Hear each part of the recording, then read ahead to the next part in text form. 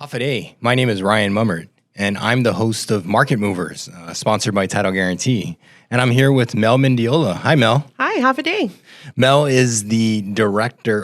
What is your official title? Why don't you introduce yourself? Sure. My official title, I'm the administrator and CEO of the Guam Economic Development Authority. Nice. I guess I should do more research before, I I bring get it people mixed on up here. all the time.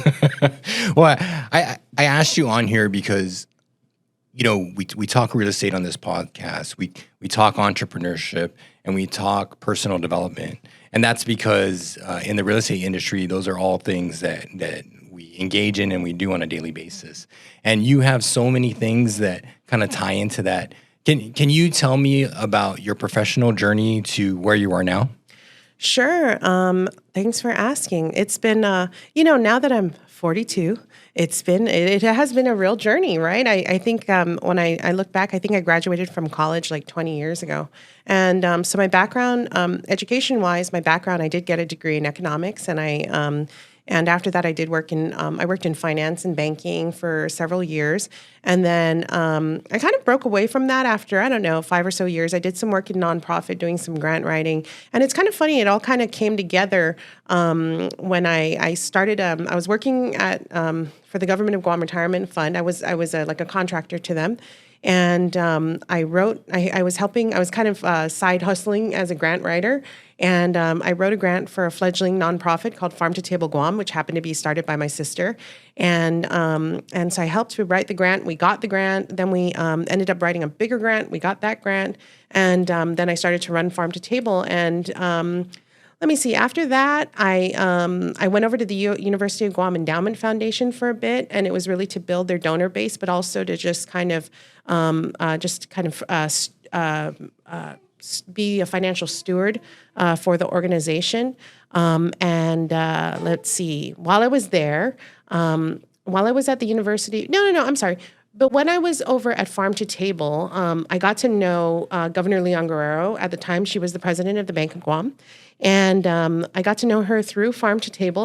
Once in a while, I'd deliver a basket of produce. Hey, thank you for sponsoring this recent thing or something along those lines. Usually thank you gifts for what they were doing for the community.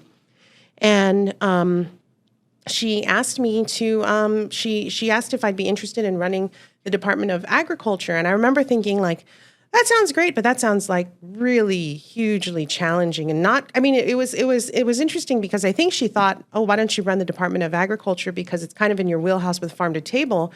But then when she actually saw my resume, she said, you're actually a lot more finance heavy than I thought you were. And so she said, how do you feel about GEDA? And the person she had offered the job to had pulled out. And so I was the backup plan, and I said absolutely yes. It's funny growing up professionally on Guam. There are certain jobs that you look at and you're out there, and you say, I think I can see myself doing that, or I can see myself doing that. I remember the Guam Economic Development Authority. I never really thought this is my first government job, and I never really thought I'd work for the government. But I remember always thinking, if I did work for the government, in what capacity would I work for the government? And I was thinking, GEDA would be a great fit because of my background in finance. They do a lot with entrepreneurs. I'd interacted with them because I'd written a couple business plans and gone to GEDA to see about getting loans for those business or helping the entrepreneur at the time get loans to start up their business. And so I was familiar with the organization, familiar with their mission, and I always thought, if I was ever given the opportunity to run a government agency, I think that would be it. And I think I said something like, so it's actually a funny story. When the governor called me to offer me the job, she said, Mel, I was wondering if you wanted to be the administrator of GEDA. And I said, okay, cool. And in my mind, the job was still going to the person it was originally offered to. So when she said administrator, I thought, like you, I didn't know what these Government of Guam roles were. I kind of thought she meant like her office manager. Mm-hmm. So I was like, oh, that's cool. She recommended me to be her office manager, GEDA, but I have a job and it's a good job. And so I think I'm okay. And I said, what does an administrator do? She said, the administrator's the boss. And I swear, I think the next words out of my mouth were are you joking? Can you imagine? Hello. I said something like, are you kidding me? And she said, no, I'm not kidding. And I said, Governor, of my top 3 jobs, one of them is the administrator of GEDA, I said, one of them is the chief economist at the Bank of Guam, the current job held by Joe Bradley, and the other one is at the Guam Economic Development Authority. Thank you. So it's funny though, now that I am at GEDA, how many sort of roles I've had over the years really intersect. So usually I think when administrators come into the organization, they have a really steep learning curve when it comes to public finance. And so this is the municipal bond market. I was pretty familiar with the municipal bond market because I'd done some time as a broker for Merrill Lynch. So, I'd gone through I was licensed and all of that. So I was very familiar with the world of securities and how the markets worked. And so I was very comfortable with that world, which led me to devote a lot of my time to other things, other departments of the organization, like the business development area that handles the oversight of the tax, the qualifying certificate, our tax incentive program, our tax credits, our real property, and then take on special projects for the governor, such as the development of a new hospital. Yeah, that's really interesting, especially because that touches a lot on everything in the sector that we talk about on this podcast. Right. So, can you talk to me about the hospital project?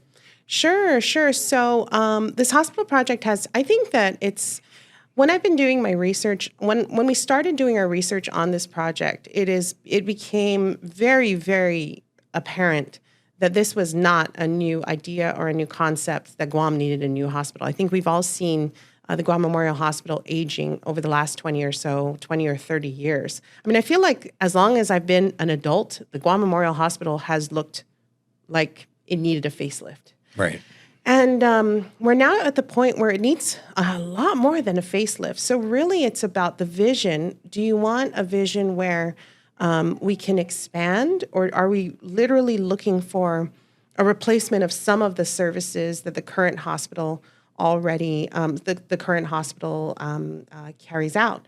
So I'll give you an example. Right now, the hospital, the current square footage, there are rooms there that operating rooms or certain rooms that have a functional purpose that are too small and don't meet they've been grandfathered into accreditation requirements.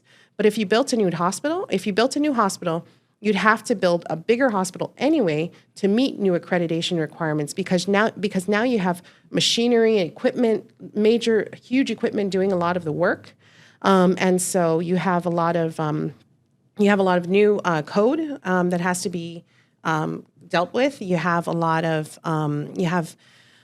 you basically also have the evolving needs of the health of the people of Guam. And so for a long time, when we think of the health of the people of Guam, we think of the physical health, but it's also the behavioral health, the mental health, right? Something that's been really emerging over the last, let's say, 10 years has been the behavioral health, the mental health needs of our veterans, for example.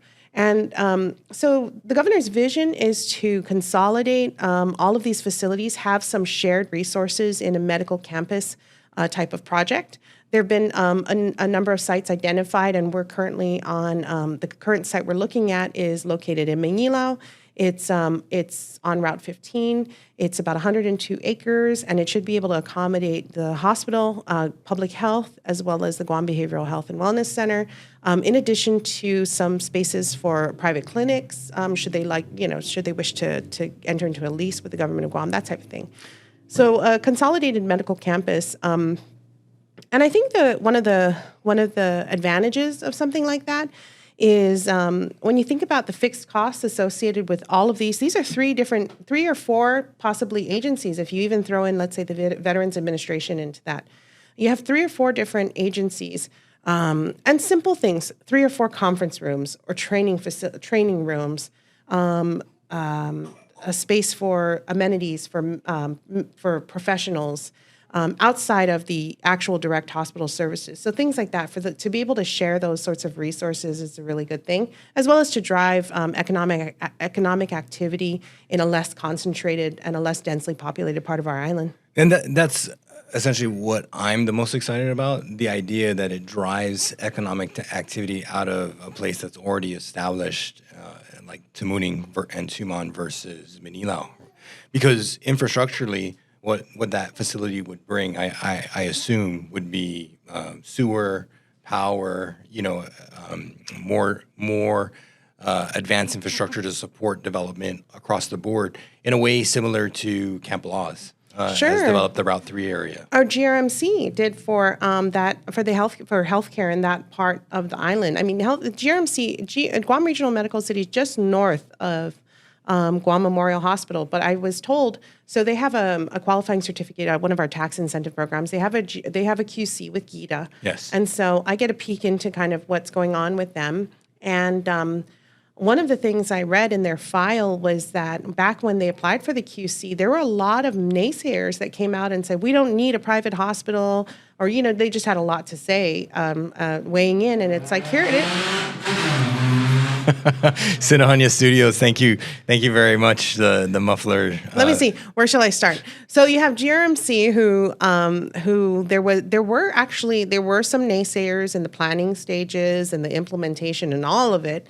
And then now what you're finding is that people have an alternative, and I'm told their stroke services or their stroke support is really is top notch. Award-winning. Yeah, yes. Yeah, absolutely. And they don't do a maternity child health, which is over at the Guam Memorial Hospital. And I just gave birth to 2 babies there in the last 2 years, and I can verify it is top notch over there. The people are top notch. Building's a little old, but the people are definitely top notch. Agreed. Well, so in the context of economic development, we're not talking about just the hospital. We're talking about economic prosperity in terms of development across the board. As I mentioned earlier, similar to Camp Laws and, as you said, GRMC, because now in the Route 15 area, without sewer, it's over the northern aquifer. We're dealing with the minimum subdivided lot size at 1,858 square meters, right? Which I would say is obsolescent. I mean, I don't need that much land. If you would like that, that's great. Right. But for to build a house, the minimum acceptable lot size is about 467, 69 square meters, something like that. So that's where I'm excited, because that means all this land, which has been returned, a lot of it was returned ancestral land that has gone back to was returned ancestral land. You're absolutely right. And now these people who own these lots can monetize that in a way that they couldn't necessarily, or they could have, but now it's infinitely more so because you have access to those aspects of the development. Most definitely. I think the other thing that I maybe didn't touch on was a lot of the intersections with the Department of Defense objectives in the area. So as part of the Build Up 1.0 that we were both we've both been in our working careers, we're here for, and now the continued development of the military. So Build Up 1.0 was really the movement of the Marines, right, to Camp Laws.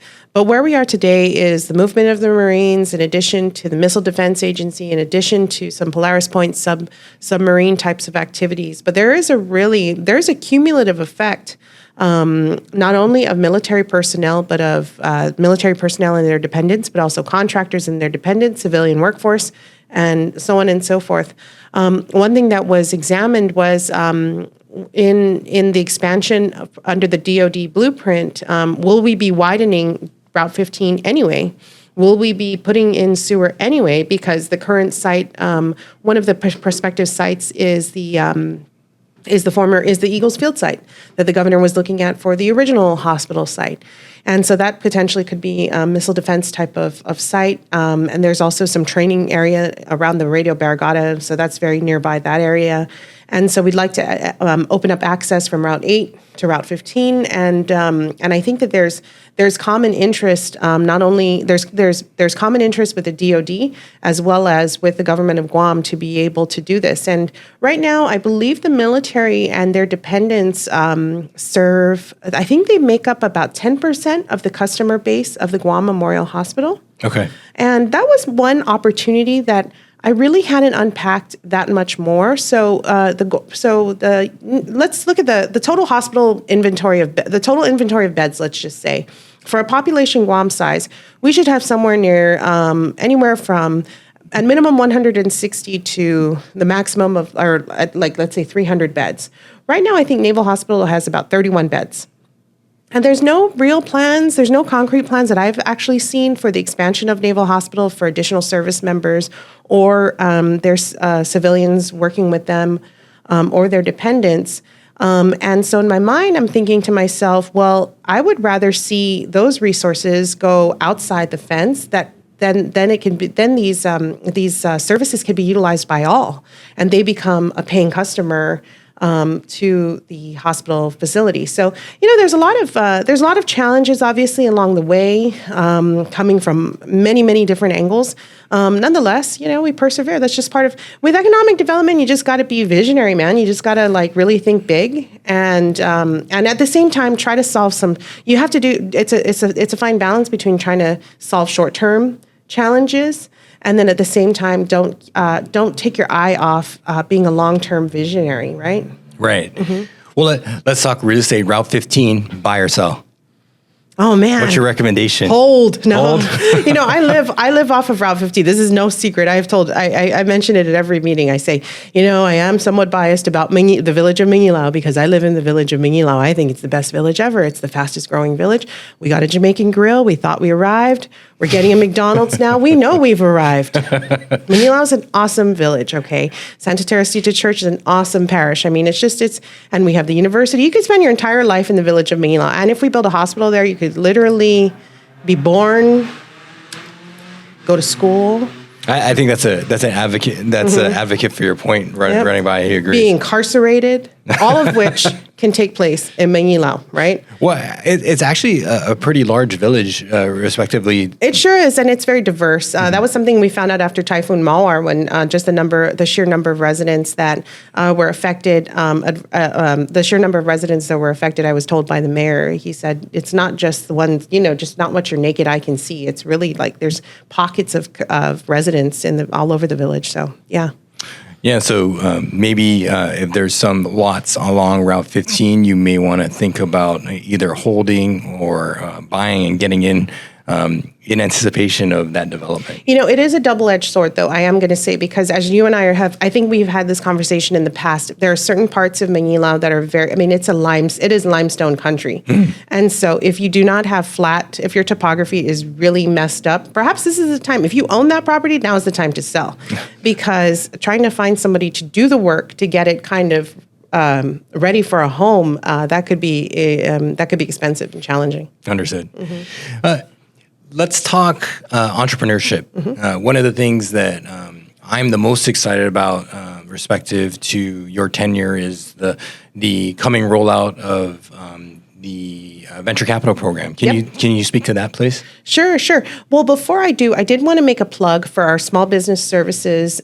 We do have a small business division that we propped up very recently at GEDA. Okay. And part of that was we currently work with an incubator called GUMA, Guam Unique Merchandise and Art. And what we do is we provide seed money to businesses, small businesses, micro businesses who go through their program, and then at the end they do like a Shark Tank type pitch. Okay. Once you're part of the GUMA program, you can also whether or not you're part of the GUMA program, if you're one of our smaller entrepreneurs, you could also take part in our STEP program. It stands for State Trade and Export Program, and it's to get your goods off of Guam. You get mini grants to, let's say, translate your website or attend a trade show.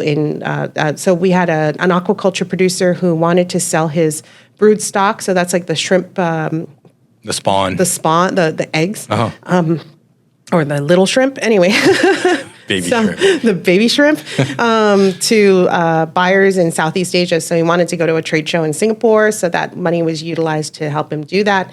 And so that's my little plug for our small business area. Okay. Now, bridging over to the more mid-size, but anywhere from small to large, because it doesn't matter. Even small businesses can be a part of the SSBCI Venture Capital Program.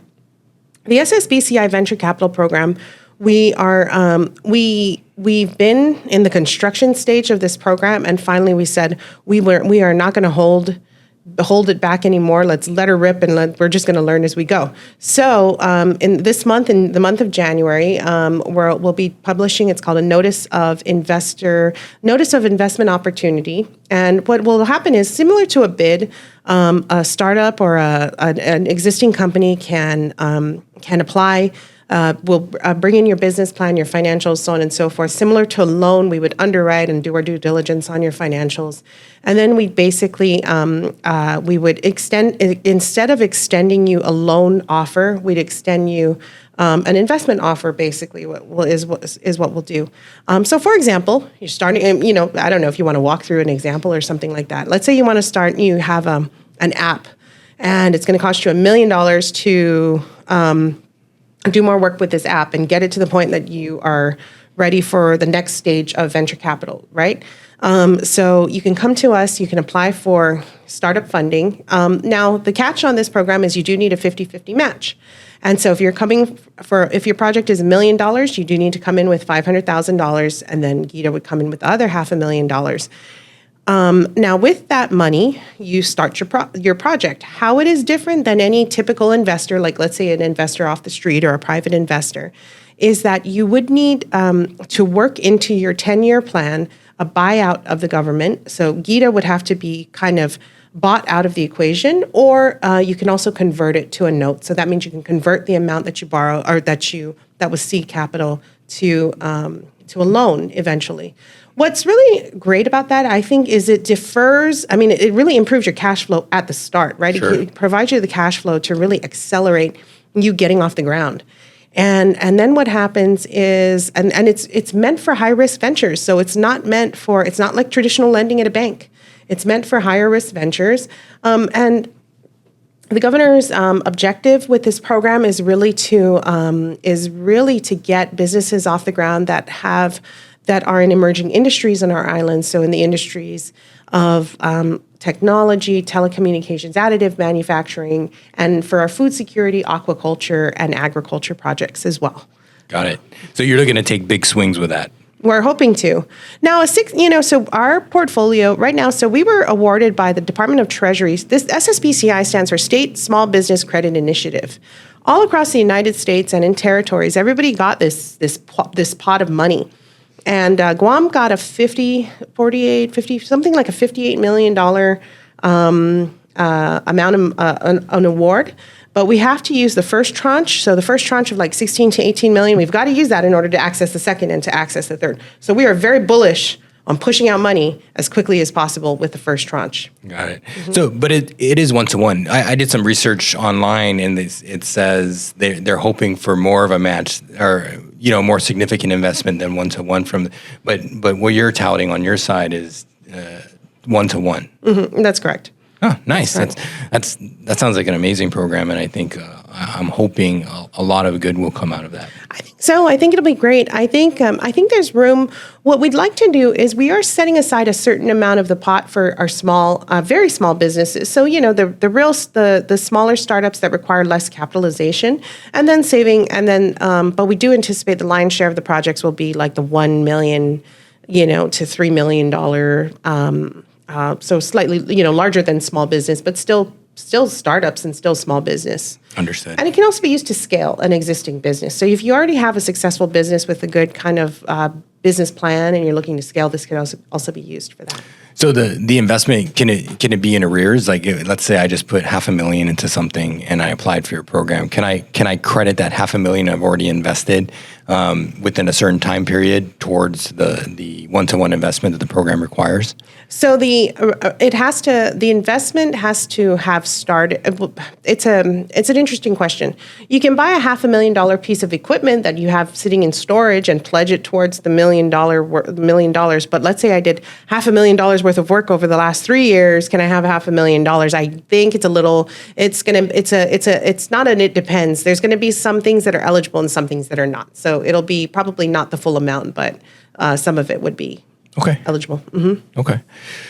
Let's talk about where you get your inspiration to drive all this. Can you tell me about what you're reading right now?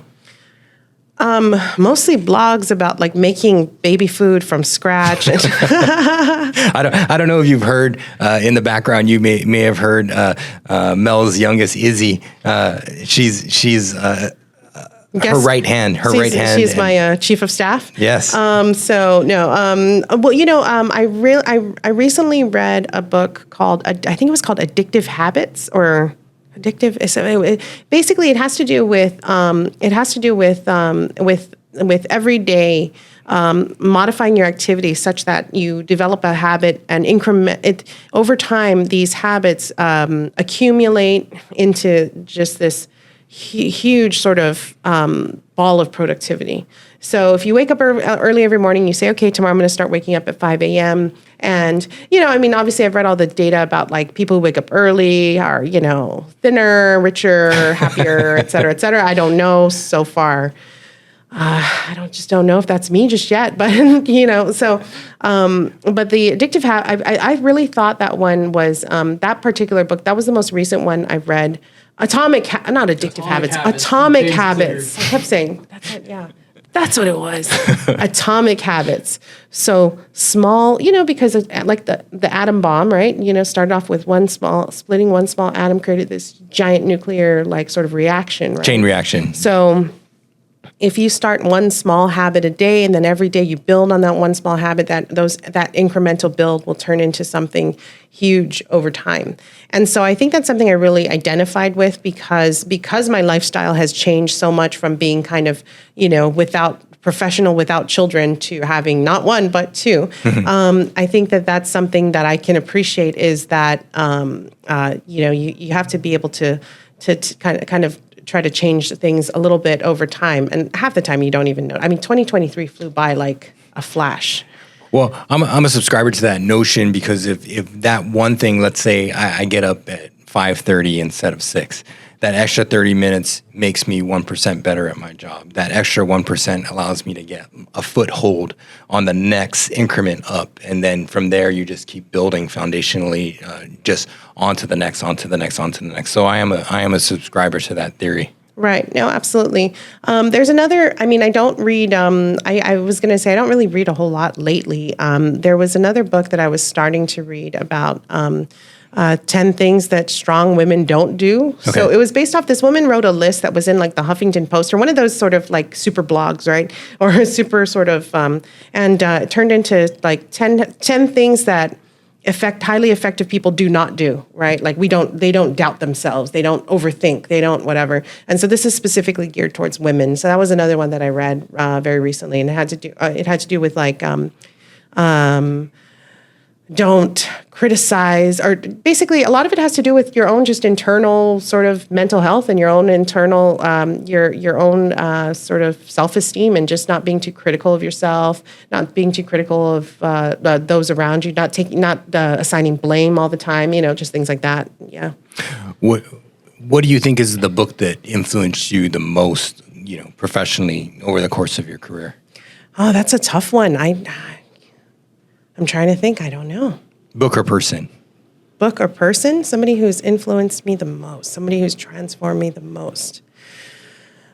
I've spent a lot of time with entrepreneurs in my lifetime. My sister who started Farm to Table, Jennifer, she was an entrepreneur. She started like a CD store when I was a kid, and that was open for 5-7 years, and then she's opened a store in Manila called Taro Hut, and that was open to 5 to 7 years. Oh, I remember Taro Hut. Yeah, 5 years or so. But she was a serial entrepreneur. She really was. And then, so there was like that early exposure to her. Then my brother, who owns a surf shop down in Tumon called Lotus Surf Shop, still open. Plug there, Fred. Anyways, and so I've always been sort of exposed to these sort of smaller, sort of small business entrepreneurs. My family was always in the restaurant business as well. And then when my career started, I think I really had an affinity to people who started their own business, whether it was a professional services type of organization or professional services, or even a service that is out in the community. I got mad love for like. My friend Jessica Barrett over at Barrett Plumbing. Mm-hmm. That's a multi-generational business, but what she's done over the last, let's say, 10 years, in my mind, I'm like, she's just done so much for a small business, for a woman-owned business, balancing work and family and all of that stuff. And I'm probably one of her like number one customers with all the plumbing issues I seem to have at certain rentals and stuff like that. Yeah, so there's her. I'm hugely influenced locally. I have my board chair at GEDA. His name is David John. He's been a terrific mentor over the last 5 years. One thing I noticed about him, about my sister, about my brother, and Jessica is just this. I don't know how to describe it exactly. Like their mind is always thinking about their mind is always their mind is very strategic. It's just what's the next? How does this impact the bottom line of moving? How not the bottom line. Like they're not really thinking. For me, I'm always thinking about what's the impact to. How's this going to affect the expense? Oh man, we got to keep our expenses under control. I'm always trying to keep expenses under control, but they always have like a different. I don't know. There's a different point of view about where the channels of how revenue comes into the organization, and really thinking about it from. So, for example, with SSBCI, with the venture capital with the venture capital program, I went to my board chair, David John, and I was chatting with him about some prospective projects in the pipeline. And I said, I heard that this existing business wants to build a building because the interest rates are high now. And, maybe this is and he basically said, is that what the VC is for? To help people do stuff they do already? Yeah. And I remember thinking like, wait. My objective isn't just to protect GEDA's money. It's to grow and also really to just put stuff out there and build opportunity, right? So it's a different way of thinking. I think that I don't necessarily. I've always had the mindset of an employee, Right. And I think that's something that's starting to shift. I don't know. Starting to maybe who knows? What do you think is your professional superpower? My professional superpower. I think I'm a people person. I think I'm kind of a general a charmer kind of person. I think I tend to. I don't think I rub very many people the wrong way. I think I'm a pretty good communicator, and so I think that's one of the things I've been told. I've been told in public speaking. So I've done the when you go to like a public speaking, like a Toastmasters type of workshop or something like that. So I've been told that one of my better qualities is that I'm very likable. Like when I'm up there and I'm talking story and whatever. And so I've been told that I'm likable. So I think if you kind of, another one is I really let things roll off me very quickly, so we could be fighting about something and then I'm like, yeah, okay, let's move on. Like it's not something that things don't really fester very, very long with me, because a lot of times it's like you got to have these arguments to get to the next. I think that's something that comes with age. You've evolved long enough in your career to know that there's going to be different points of views, and sometimes those alternative points of views are not bad ideas. For example, when your realtor tells you this is a bad idea, and you're like, no, it's an awesome idea. You don't know what you're talking about, and then someone else comes in and they're like, this is really a terrible idea, and you're like, I guess you guys are right, and you have enough people kind of. When you stop taking those sorts of things so personally as a reflection on your background qualifications or confidence, right? When you, I think those are so. Yeah, I think that that's. I don't know if I'd call that a superpower. Would you call it a superpower? Well, being a good public speaker. Being a good public speaker is my superpower. Well, I've seen you in. I mean, it's all meant to be introspective, right? It's kind of like the skill you leverage the most, right? And I think, I like fixing. You know what I actually think it is? I like fixing broken things. Okay. So like if I looked at the last couple organizations that have flourished under my leadership, so with Farm to Table, with the UOG Endowment Foundation, and GEDA. These were three organizations that their financials were really not doing well. Okay. And then there was a turn. I like the underdog story. I like the turnaround story. I like the fixing story. That's probably why I'm doing so much on the hospital. But I see that about you. But I would also say you're very quick on your feet. I've seen you in some of these hearings, when you're really kind of you're getting you're getting probing questions, by people who ask really good questions, right? And you've handled yourself very well. Thanks. Thank you. Mel, I just want to thank you for joining us today. It's been awesome having you and really getting your insight on the programs that you've been working on and your outlook on the Guam economy. So thank you for joining us, and I appreciate your time. Thank you. Susan Spassi, Ryan, and Title Guarantee. Yeah, thank you.